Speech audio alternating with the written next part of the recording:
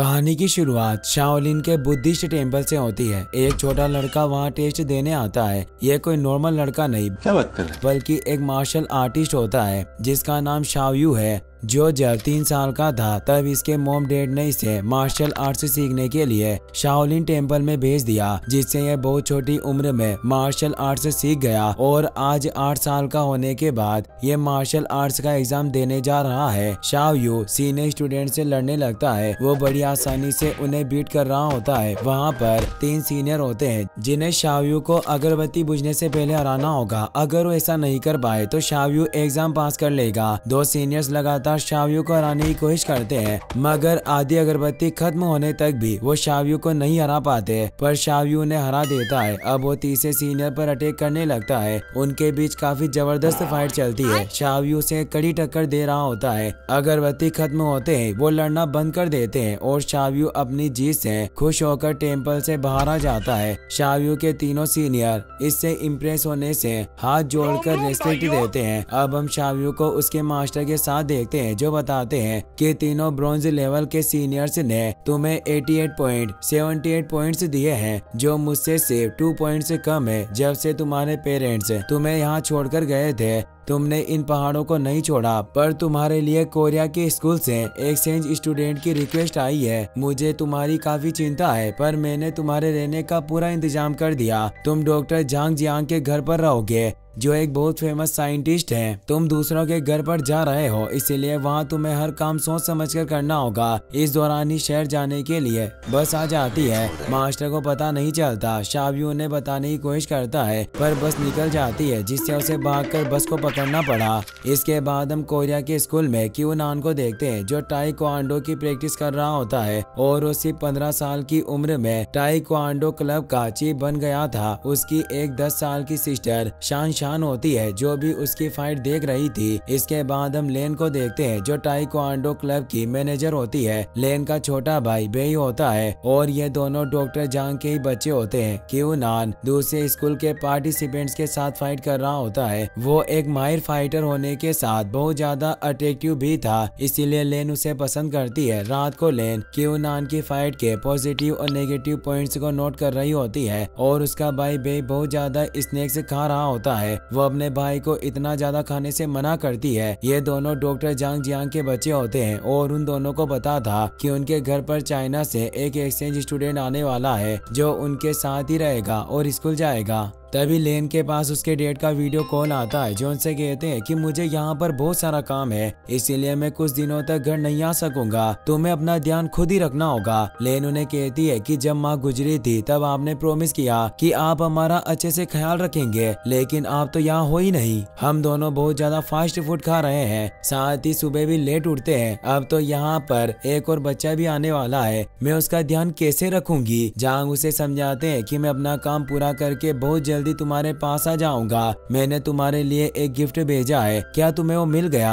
बे कहता है कि आपका एक गिफ्ट भी बाकी गिफ्ट्स की तरह बेकार होगा, हमें उसे नहीं देखना। तो कहते हैं कि उस गिफ्ट में मैंने अपने सालों की मेहनत को स्टोर किया हुआ है, इसीलिए तुम उसे किसी सेफ जगह पर रख देना। उनके डेट सीरियस थे, लेकिन उन दोनों को मजाक लगता है और वो अपने डेट की बात पर ध्यान नहीं देते। तभी हमें कुछ गुंडों को दिखाया जाता है, जो डॉक्टर जांग के लैब की ओर बढ़ रहे होते हैं, लेकिन उसी वक्त लेन के घर की डोरबेल बज गई थी और शाओयू वहां जाता है, इसीलिए वो दोनों शाओयू से मिलने में लग गए थे। इसी बीच गुंडों ने लैब में आकर डॉक्टर जांग जियांग को पकड़ लिया और वो वीडियो कॉल को कट कर देते हैं। वो गुंडे टूरिंग 9 नाम के प्रोग्राम को ढूंढ रहे होते हैं, जो डॉक्टर ने पूरी दुनिया से छुपाकर बनाया होता है। वो लोग डॉक्टर से पूछते हैं कि टूरिंग 9 कहाँ है। डॉक्टर उनसे कहते हैं कि टूरिंग 9 बस एक इंटेलिजेंट टॉय है, जो मेरी मरी हुई वाइफ की आवाज में बात करता है। उसमें कुछ खास नहीं है, मैंने तो उसे अपने बच्चों के लिए बनाया है। मगर अब वो गुंडे डॉक्टर को पीटने लगते हैं। डॉक्टर उन्हें कुछ नहीं बताता। अब वो लैब का सीसीटीवी फुटेज चेक करते हैं। उन्हें पता चलता है कि डॉक्टर ने टूरिंग 9 को पार्सल में पैक करके अपने घर भेज दिया है।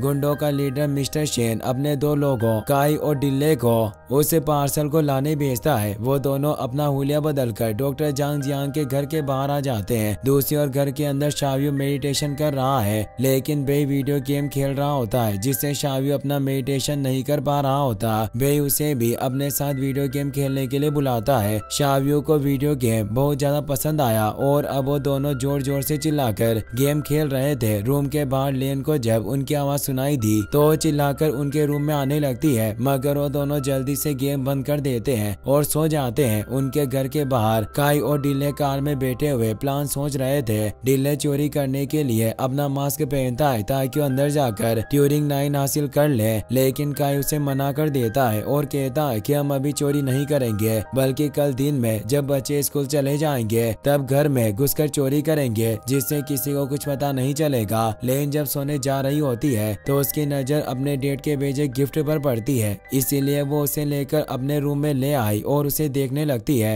उस बॉक्स के अंदर एक इलेक्ट्रिक पांडा होता है, जिसका बटन ऑन करते ही वो बोलने लगता था। डॉक्टर जांग जियांग ने उसके अंदर एक आर्टिफिशियल इंटेलिजेंस को डाला होता है, साथ में अपनी मरी हुई वाइफ की आवाज भी उसे दी थी, इसीलिए लेन अपनी माँ की आवाज सुनकर इमोशनल हो जाती है। एआई उसे नया पासवर्ड सेट करने को कहती है। लेन उससे पूछती है कि कैसा पासवर्ड, लेकिन अब एआई इसी आवाज को अपना वॉइस पासवर्ड बना लेती है। लेन को कुछ समझ नहीं आता, वो उसके ऊपर ज्यादा ध्यान नहीं देती और अपनी मॉम को याद करती सो जाती है। अगले दिन वो तीनों तैयार होकर स्कूल जाने के लिए निकलने लगते हैं। तभी वो दोनों चोर भी उन्हें देख लेते हैं। वो घर में घुसने के इंतजार में होते हैं। तभी डिल्ले को पांडा लेन के बैग पर टंगा हुआ दिख जाता है। लेन को पांडा अपनी माँ की वॉइस की वजह से काफी पसंद आया होता है, इसीलिए उसने हमेशा उसे अपने पास रखने का डिसाइड किया है। वो दोनों चोर अब पांडा चुराने का नया प्लान सोचने लगते हैं। बच्चे स्कूल जा रहे होते हैं। तभी रास्ते में उन्हें क्यूनान और उसकी सिस्टर शान शान मिलते हैं और वो सभी साथ स्कूल जाने लगते हैं। तभी डिल्ले वहां आकर लेन के बैग से पांडा चुराकर भागने लगता है। शाव्यू देख लेता है और उसका पीछा करने लगता है। शाव्यू उसे पीटने लगता है। क्यूनान भी उसे काफी पीटता है। इसके बाद वो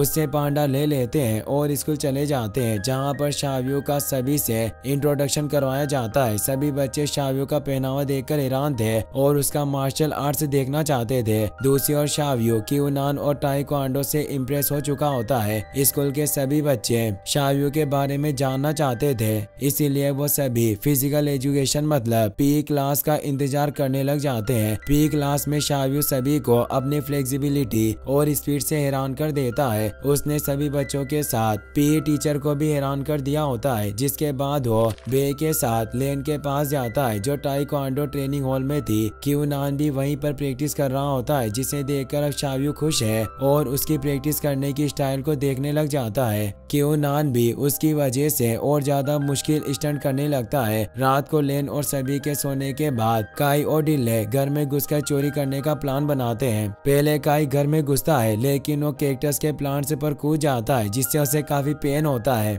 इसके बाद वो दोनों साथ मिलकर घर में घुसते हैं, लेकिन शाव्यू को अभी नींद नहीं आई होती और वो लिविंग रूम में वहीं स्टंट करने लगा जो उसने क्यूनान को करते देखा। अब शाव्यू को दोनों चोर दिख जाते हैं और वो पहले तो छुपकर उन्हें परेशान करता है, लेकिन बाद में उन्हें बहुत पीटता है और घर से भगा देता है। पर इस फाइट में भी वो दोनों एक ह्यूमिडिफायर पांडा को लेकर आ गए थे और उन्हें लग रहा था कि ये वही पांडा है जो उनके बॉस को चाहिए। वो उसे लेकर अपने बॉस मिस्टर शेन के पास पहुंच जाते हैं। बॉस काफी गुस्सा होता है और गलत आइटम लेकर आने की वजह से उन्हें सजा देता है और दोबारा से ट्यूरिंग 9 को ढूंढ कर लाने के लिए कहता है। मिस्टर शेन ने एक बायर को ट्यूरिंग 9 को बेचने की डील कर ली थी और वो 3 दिनों में उसे लेने के लिए आने वाला है, जिससे उसे जल्दी ट्यूरिंग 9 को हासिल करना होगा। अगले दिन सभी ताइक्वांडो हॉल में होते हैं और क्यूनान को प्रैक्टिस करते हुए देख रहे थे, लेकिन तभी शान शान शाव्यू और अपने भाई को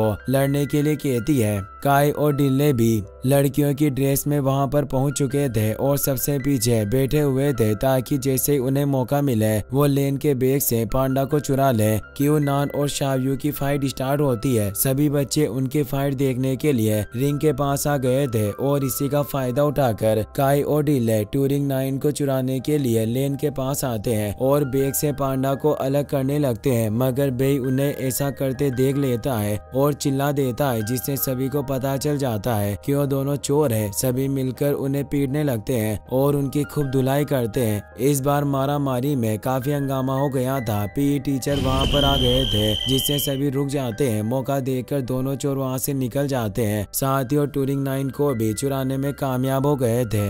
वहाँ पर पुलिस आ जाती है। लेन पुलिस को बताती है कि चोर उसका पांडा ले गए। पुलिस उन लोगों को पकड़ने के लिए उनके हुलिये और पांडा के बारे में इंफॉर्मेशन लेते हैं और लेन से कहते हैं कि हम उस पांडा को बहुत जल्दी ढूंढ लेंगे। अब सभी स्टूडेंट मिलकर ताइक्वांडो ट्रेनिंग हॉल की सफाई करते हैं और फिर घर आकर खुद भी उन चोरों को ढूंढने का प्लान बनाने लग जाते हैं। दूसरी ओर मिस्टर शेन, जिसने डॉक्टर जांग को किडनैप किया हुआ है, अब उसके पास टूरिंग 9 आ गया था, लेकिन वो लॉक होता है और शेन को उसका पासवर्ड पता करना था। लेकिन वो पासवर्ड तो डॉक्टर जांग को भी नहीं पता होता, क्योंकि लेन ने उसका पासवर्ड सेट किया था। शेन डॉक्टर जांग जियांग से बहुत बार पासवर्ड पूछता है, लेकिन वो हर बार यही कहता है कि मुझे पासवर्ड नहीं पता। जिसके बाद वो सभी उसका पासवर्ड क्रैक करने की कोशिश करते हैं, लेकिन उसमें भी वो कामयाब नहीं होते। मिस्टर शेन को उससे टूरिंग 9 के अंदर छिपे प्रोग्राम के बदले में $100 मिलियन मिलने वाले थे, मगर अब तक वो उसे अनलॉक नहीं कर सका। अब पांडा चोरी हुए 2 दिन बीत गए थे। पुलिस बताती है कि जरूर इन सब के पीछे एक बड़ी गैंग का हाथ है। हम उनका पता लगाने की कोशिश कर रहे हैं। वहीं शेन लगातार कोशिश के बावजूद भी पासवर्ड अनलॉक नहीं कर सका, जिससे उसे बहुत ज्यादा गुस्सा आ रहा था। इसीलिए वो डॉक्टर जांग जियांग को पीटता है और उससे वो इस पासवर्ड पता करने की कोशिश करता है, लेकिन डॉक्टर जांग जियांग कुछ नहीं बताते। तभी डॉक्टर के मोबाइल पर लेन का वॉइस मैसेज आता है। दरअसल आज लेन का बर्थडे होता है और वो अपने डेट से कह रही थी कि शाम 6 बजे से पार्टी शुरू होगी, इसीलिए उससे पहले घर आ जाना। शेन को आइडिया आता है कि वो डॉक्टर को उसकी बेटी को मारने की धमकी देकर पासवर्ड पता लगा लेगा। अब वो डॉक्टर की बेटी लेन को किडनैप करने का प्लान बनाता है और अपने गुंडों से लेन को किडनैप करके वहाँ लाने को कहता है। उसी शाम क्यू नान, बेई, शावयू और शान मार्केट में होते हैं और लेन के लिए गिफ्ट खरीदकर वापस घर आ रहे थे। लेन घर पर अपने फ्रेंड्स के साथ ही और पार्टी की तैयारी कर रही होती है। तभी उसे उसके डेट का मैसेज आता है कि मैं घर के बाहर आ गया हूँ। वो बहुत खुश होती है और अपने डेट को देखने के लिए बाहर आ जाती है, लेकिन घर के बाहर एक ब्लैक कार थी जिसमें कुछ लोग बैठे हुए थे। ये सभी लोग शेन के लोग हैं और इन्होंने डॉक्टर को भी कार में ही बांध कर रखा हुआ है। लेन को उनके ऊपर शक हो जाता है और वो धीरे धीरे आगे बढ़ रही होती है, लेकिन तभी कार से उसके डेट बाहर निकलकर उसे भागने को कहते हैं। लेन भागने लगती है और घर के अंदर जाने की कोशिश करती है, मगर अब वो लोग उसे भी पकड़ लेते हैं और कार में लेकर आने लगते हैं। लेन जोर से चिल्ला रही थी, उसकी आवाज क्यू नान और शावयू सुन लेते हैं जो घर से थोड़ी दूर थे। शावयू और बाकी सभी भागकर लेन को बचाने के लिए आते हैं, लेकिन जैसे ही शावयू कार के पास आता है तो एक गुंडा गेट से मारकर शावयू को नीचे गिरा देता है। क्यू नान उस आदमी पर अटैक कर देता है, मगर वो आदमी भी एक बहुत अच्छा मार्शल आर्टिस्ट था। वो क्यू नान को पीटकर कार को लेकर वहाँ से निकल जाता है।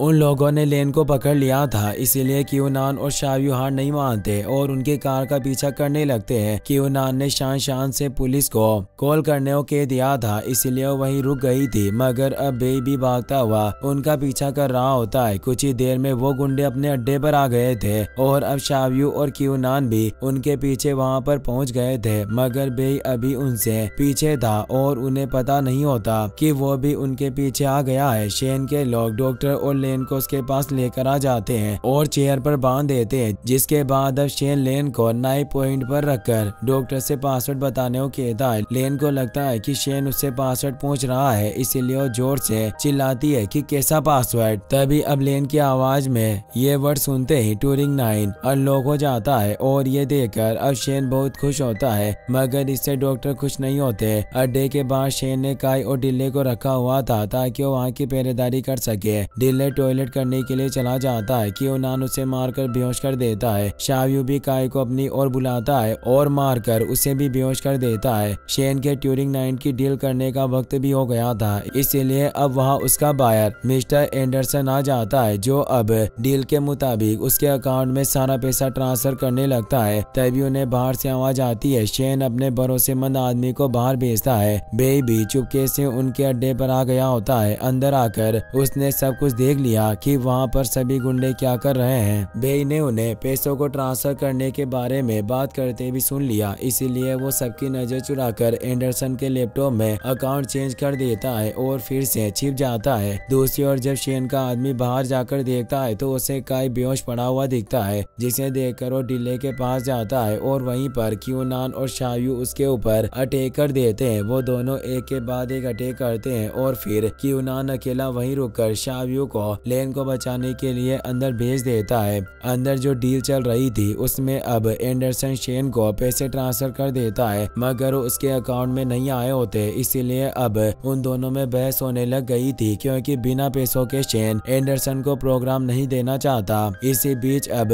बे अपने डैड और सिस्टर के हाथ खोलने लगता है। वो हाथ खोल रहा होता है, तभी आवाज की वजह से शेन उसे पकड़ लेता है। अब शायू भी अंदर आ गया था, जिसे देखकर शेन और एंडरसन के लोग उसके ऊपर अटैक कर देते हैं, लेकिन अब शायू एक एक करके सभी को हरा देता है। बे ने डैड और सिस्टर के हाथ खोल दिए थे, इसीलिए वो भी आजाद हो गए। शेन, एंडरसन और डॉक्टर के बीच प्रोग्राम के लिए लड़ाई शुरू हो जाती है। लेन और बे भी अब शायू की मदद करने के लिए गुंडों को मारने लगती है। शायू सभी गुंडों को मारकर बेहोश करने में कामयाब हो गया, लेकिन दूसरी ओर शेन टूरिंग 9 के प्रोग्राम को लेकर भाग निकला, इसीलिए अब शायू और बाकी सब उसका पीछा कर रहे होते हैं। क्यूनान अभी भी शेन के आदमियों से लड़ रहा होता है, लेकिन वो अभी तक उसे नहीं हरा सका। उस आदमी ने क्यूनान को मारकर घायल कर दिया होता है। शेन भी वहां पर आ गया। शेन अपने आदमियों को आगे कर देता है, जो अब उन सभी को रोक देता है और शेन वहां से भाग जाता है। अब शायू उस आदमी से लड़ने लगता है। ये देखकर भाई डॉक्टर और लेन फिर से शेन के पीछे चले जाते हैं। अब शायू को उस आदमी से लड़ता हुआ देखकर क्यूनान भी वापस लड़ने आ जाता है, मगर वो उन दोनों से ज्यादा पावरफुल होता है और उन्हें पीट रहा था। उसने फिर से क्यूनान को मारकर दूर फेंक दिया। शायू अपने मास्टर का सिखाया हुआ मार्शल आर्ट से याद करता है और उसकी मदद से उस आदमी पर अटैक करके उसे हरा देता है। डॉक्टर ने अपने बच्चों के साथ शेन को घेर लिया था और भागने के चक्कर में शेन खुद ही बॉक्सेस के नीचे दब गया, जिससे अब डॉक्टर को अपना टूरिंग 9 प्रोग्राम वापस मिल जाता है। अब वहाँ पर पुलिस भी आ जाती है, जो शेन और एंडरसन के सभी गुंडों को अरेस्ट कर लेती है। शायू और उसके सभी दोस्त अब सेफ थे और किसी को चोट नहीं आई।